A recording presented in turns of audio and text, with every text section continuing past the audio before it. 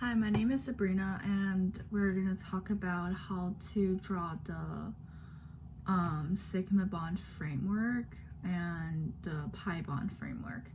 So the first step of the question is to let us draw the complete Lewis structure and the empty box.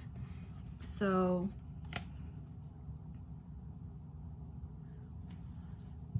here is what's given in the question, and then to draw the complete Lewis structure, we know that carbon needs to have 4 bonds, so we're gonna add 2 bonds to the middle carbon.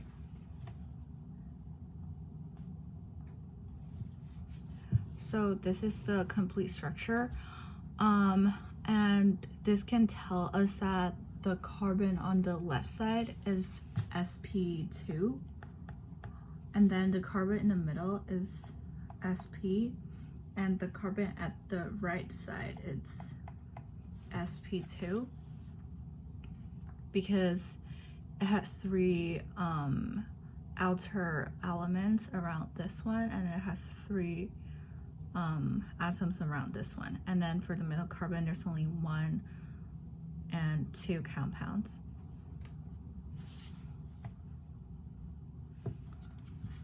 Here is the sigma bond that the question is given here.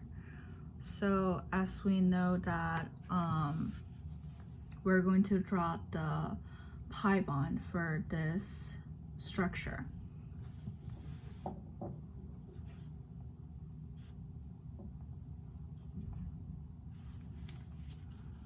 So the sigma bond for the carbon atom is probably going to look like this. This is going to be the sigma bond for this carbon. This is the sigma bond for this one. Here's the sigma bond for this one. And then because we need to form another pi bond, because this one is trigonal planar, so the pi bond for this one is just simply going to be at the y-axis like this, same as the middle carbon. So for the first 2, the pi bond should look like this, and then we're just going to connect them. So this is the pi bond for the first 2 carbon, and then we can tell that there's another pi bond for the middle carbon, right? So, but right now we already have the x-axis and the y-axis, so the second pi bond for the middle carbon is actually on the z-axis. So if this is like the plane, then the z-axis should like this. It should go into the screen. So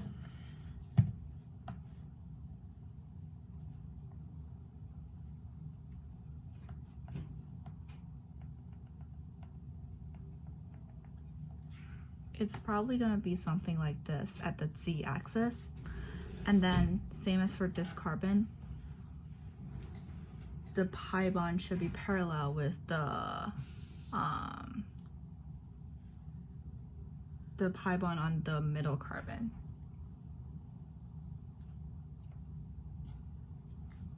So here is the pi bond for the other 2.